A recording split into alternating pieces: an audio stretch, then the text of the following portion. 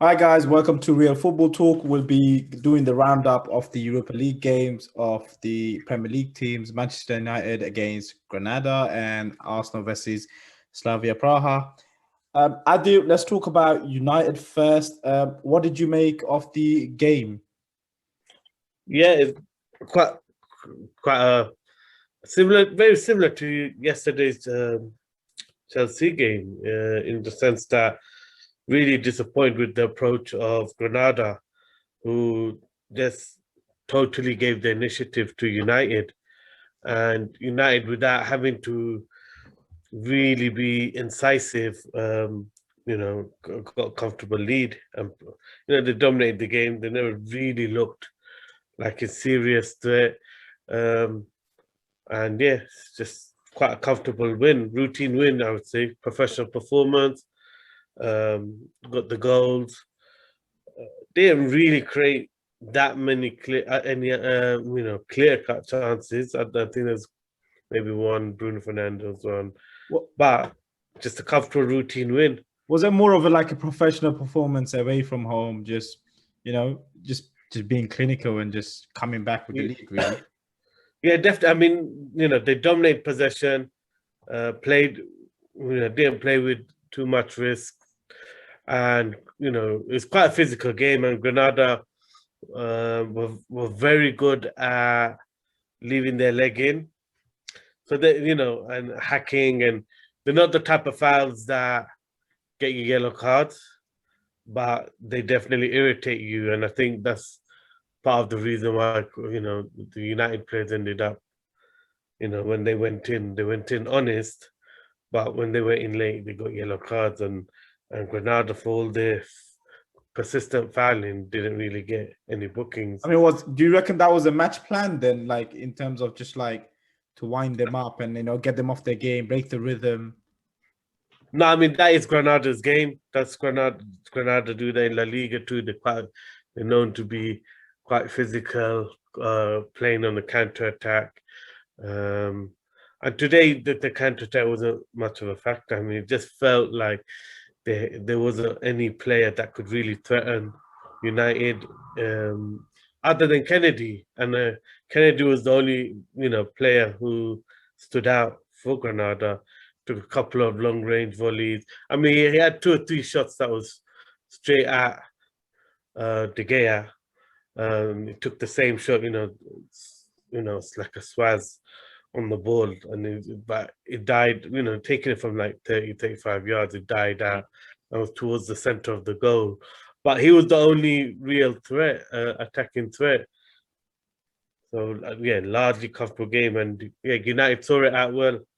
I mean, key decision. It could be a key decision in the whole tie, pretty much, really. Because I mean, if it was 1-0, there could be a chance potentially for Granada. But the penalty decision, was it a penalty? Was it too soft? Maybe. No, I don't think you could call that a penalty. I mean, it's just a player basically feeling out where the player is, and in that process ends up poking the eye of Fernandes, and obviously Fernandes fell down quite theatrically, which kind of made the referee point. So maybe the referee thought it was an elbow or something. Surely, it's quite harsh. VAR should come in, no? No, because it was still kind of hand to the face, but it was accidental. It's more the player trying to feel the body. But maybe, I mean, to say the truth, maybe that's their physical approach backfired. Then we don't know. I mean, it was harsh. I wouldn't call that a penalty. It's totally accidental. Unfortunate that he poked the eyes. I mean, Fernandez's one of his eyes was quite red, so it definitely would have hurt him. Yeah, definitely. I mean, I think that's pure accidental. Obviously, United were struggling to really get. They never really looked like they were putting on the gas to get the second. So that definitely gives them a bit more of a comfortable, foothold in the tie. And yeah. I mean, would you say the tie is pretty much over, even though considering the fact that Luke Shaw, McTominay, Maguire's out with the second yellow card? Yeah, I mean, you would think so. I mean, there was nothing about Granada today that that made me think there's anything United's defense has to worry about. So I just think, yeah, other than Kennedy, there's no real threat. I mean, they're industrial side, hardworking. I mean, you think they'll have to, open up a bit more in the second leg, and United look most threatening on the counter. I mean, the worry is that's three leaders of the team that are suspended. Shaw is quite vocal. Or Harry Maguire is the main, defensive linchpin, and then McTominay's, energy. And so, yeah, definitely in the sense, it's probably made it a bit more of a closer tie. But I think the gap between the two teams are so big as it is. United should be able to see it through. But as we saw against Leicester in the Cup, FA Cup, when the second string play, they don't play with the authority. So hopefully they'd learn from that lesson, see the job through. But yeah, if Granada opens up, I can see United on the counter getting some goals. It definitely suits them. The tie is perfectly set up for the way United want to play. I mean, from what you said, really, it looks like it's a done deal. Really, United going. The other worry is I don't think Bailly's back in time for the next time. I think there's Martial's obviously not back in time. So there are actual concerns on the injury front for United, especially defensively. Agreed. But we can pretty much still say it's done. Yeah, I mean, United should be confident to see it through. Let's switch our attention to Arsenal against Slavia Praha. I mean, what an ending to be honest towards the end. I think the best part of the last 10 minutes was the best part of the game. What did you make of the first half and the way Slavia kind of set up really?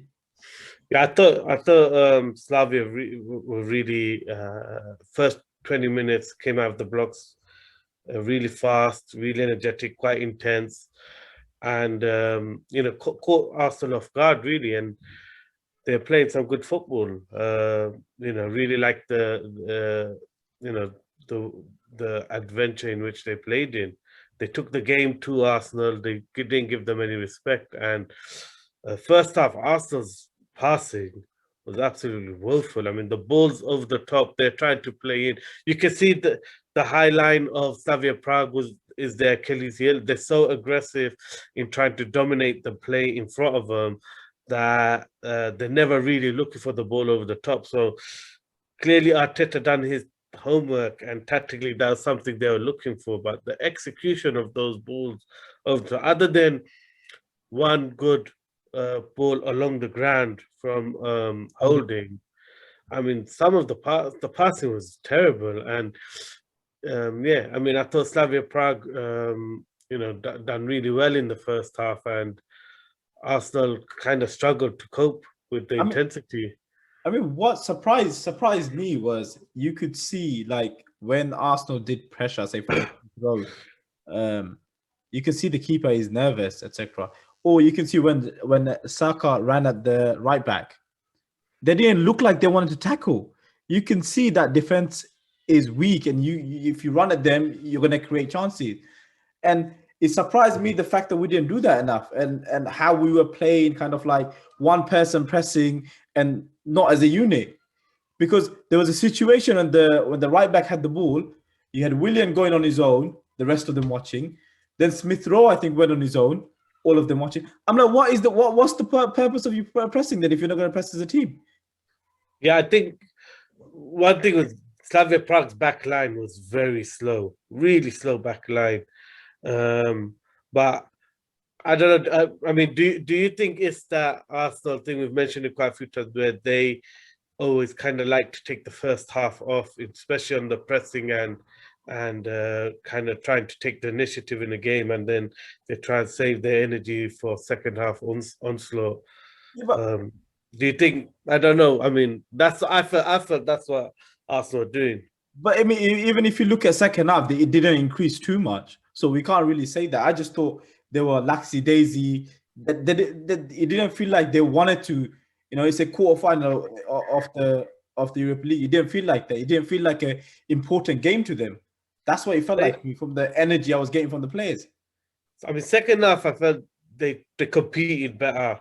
They competed with the Slavia Praha, and they made a lot of those tackles and situations 50-50 where in the first half it was really Slavia Praha dictating the game to Arsenal more than Arsenal dictating the game the other way around. I mean, yeah, I don't know. Yeah, definitely second half. What do you think of the lineup, considering the tactics, which is obvious ploy to get the ball in behind? Well, I agreed with the lineup initially because I thought Aubameyang last game was poor and he deserved to be dropped. In terms of obviously, you need to be showing it more than that to be played. But what surprised me is him not starting Martinelli, especially if you're saying you made a point about them doing their homework and finding out that they push up really high, so the space is left behind. So you would play someone like a Martinelli who loves to run down the wing, and that surprised me with the pick of Willian. Do you think, in hindsight, even if Aubameyang has been playing poorly, that he's the best at running behind in the whole squad? I mean, that's how he's made his living, is timing those runs and going in behind. Even in the last Europa League game, he had numerous chances where he ran in, stretched the game, and obviously he never had his finishing boots that day. I like what Lacazette was doing in terms of coming in and then flicking it off for Saka and stuff. So you can get that idea, but it wasn't coming from the other side. It was only coming from one side. But the biggest problem is that they weren't able to get the ball enough to him because Partey kept giving the ball away too easily. Xhaka was holding on for I think about 10 seconds before he passed it sideways or backwards. It's not quick enough. That intensity wasn't there. But do you think that's because of the press and the intent from Slavia Praha that hurried Arsenal quite a bit? I mean, they only press when he went to say, for instance, certain players, because what I picked up is when he went to say, for instance, Gabriel, who was looking to kind of dribble into midfield, etc., they pressed him and showed him that side in terms of the right-hand side of Slavia Praha. I think that was a ploy. They were trying to get certain players onto the ball, and then that was the trigger point for the press. And I think that's what was happening. And that's why you kept seeing Gabriel going into awkward positions and being isolated and them winning the ball back. So I think that's what was happening. But again, if you're talking about a Premier League team playing against some Czech Republic team, you got to do better. You, as those midfielders, you got to handle the ball better. That's your bread and butter. This is what they've been playing the whole year. You have to do that. You have to beat that press. Okay. I wanted to ask you, it's come up a lot of times. Right. What did you make of the performance of Willian? I thought also Smith Rowe was an excellent, that good today either, but we'll stick to, because it's a running team, the performance of Willian today. You know what I'm gonna say? I don't think he should be in the squad. Yeah. I don't know. Every time I see him play, there's just something missing. Something not connecting either with the team. He's not bonding, or there's something not clicking right still. And you could see the difference when he went off in terms of Martinelli coming on. You can see what an impact he made. I mean, Willian could have done the same thing, but what we could also say is having maybe two right-footed players on the left-hand side also an issue, because they're both looking to cut back in across that ball. So maybe Kieran Tierney being there would have been different. Yeah, I mean, you've lost Tierney for 6 weeks. That's massive loss. Minimum. Massive loss. 4 to 6 weeks, yeah. So, okay.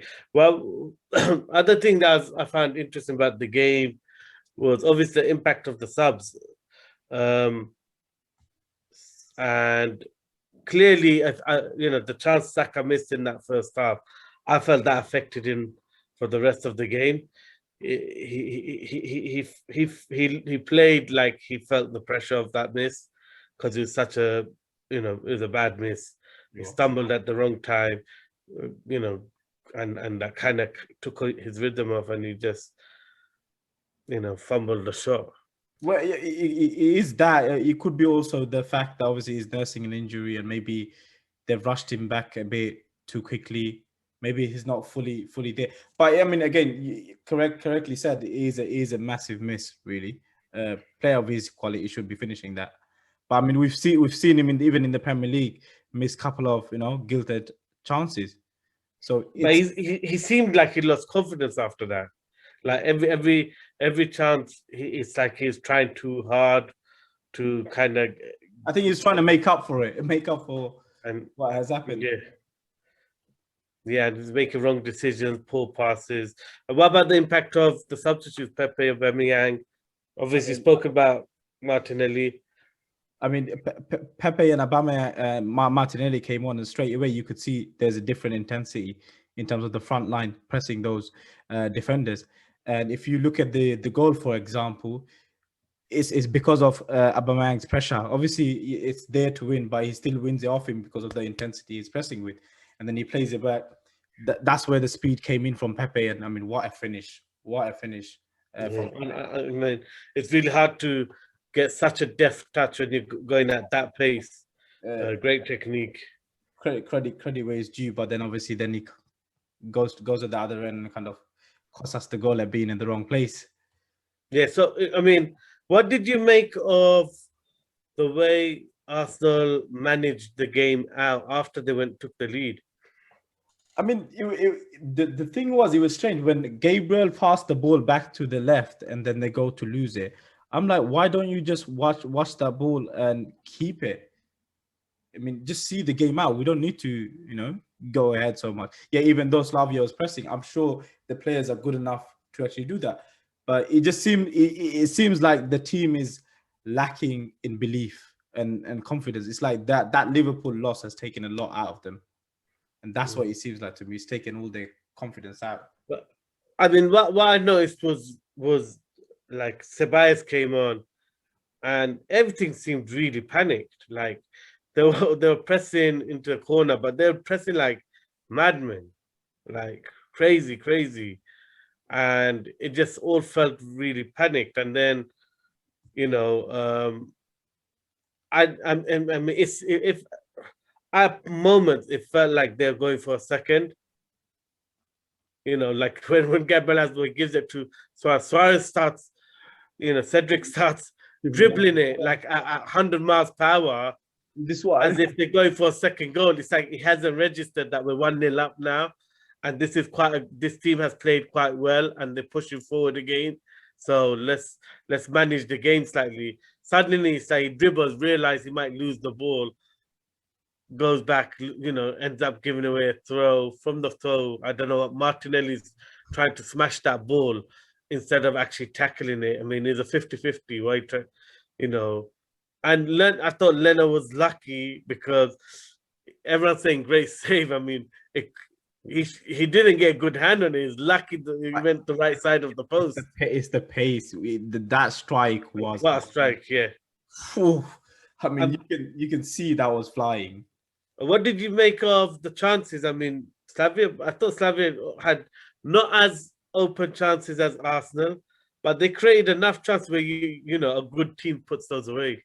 That's the worry. I felt like we kind of, yes, we created more clinical chances, but in terms of we're still giving these teams hope, and that's the worst thing. Once someone gets their tail up and the momentum, it's difficult for any team.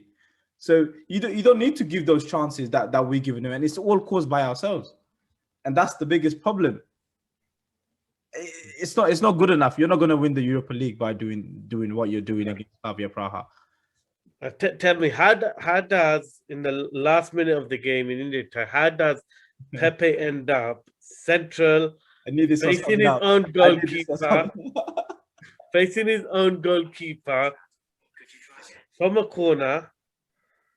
He's facing his own keeper on the 6-yard box, right in the center.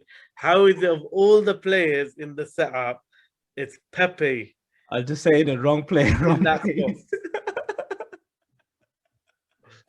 I mean, You there's know, definitely something wrong with the marking system this there. is Pepe is the guy you in the say that 6-yard box. this is the thing. You say that, yeah, and I've actually questioned that a lot of time. We have an Arsenal group, and I've questioned that, where we have a set piece coach apparently Arteta brought in. So I'm thinking, what is this set piece coach showing or teaching them? Because there was another game, I think it was Wolves, where Wolves scored from a set piece, and Pepe was just, all hanky dory. I'm like, so what are their roles? What are they meant to do? What is this set piece coach doing? Is he teaching them anything? Is he showing them anything? Clearly, it seems like they're not following his instruction. I mean, obviously, Pepe ended up doing quite well not to get a heavier touch. I mean, for no goal. But I mean, I was looking at thinking, when do you ever see a team defending a corner ending up facing their own keeper like that, like as if he's he's going to score. Terrible, defending for a set piece. It's called Welcome to Arsenal, where we kind of cause issues for ourselves. Yeah. All right. Just to finish up, really, what did you make of? Because I was looking at the post-match interviews and everything. I mean, Arteta is clearly angered by the result, really frustrated. He just looks like a manager who's actually frustrated with this team. He's like, just seems like a manager that's at the end of his tether with us. I mean, and the thing was, it was so negative. When I was listening to it, I thought, wow, this is so negative. It's concerning because at the end of it still ties still on. I mean, it's 1-1.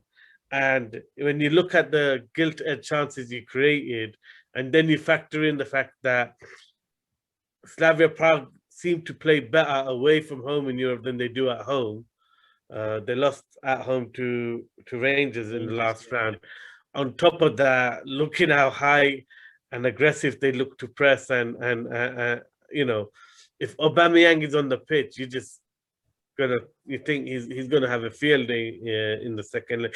I mean, to be so distraught, do you think that's kind of a bit of an overreaction? You don't normally. I mean, it's still half time technically in the tie, and you see a lot of managers and they could see that they try and put positive spin on it. I mean, Arteta didn't hide his feeling that he was just really disappointed with the game management of players and decisions. I actually appreciate that tough love because I think they needed this team. This is a constant mental issue that they have, and this has been going on for a long time. Either these players need to get it or they need to get out. Because obviously, right now you can't get rid of them. Yeah, I know. It's stuck with them for a while, but you're saying the confidence is down. If you want to play for Arsenal, you gotta have the expectation. You can't be like how you are. It's not good enough. This is why players like Cesc Fabregas left. I mean, there was a statement he said where he came to the bus after losing.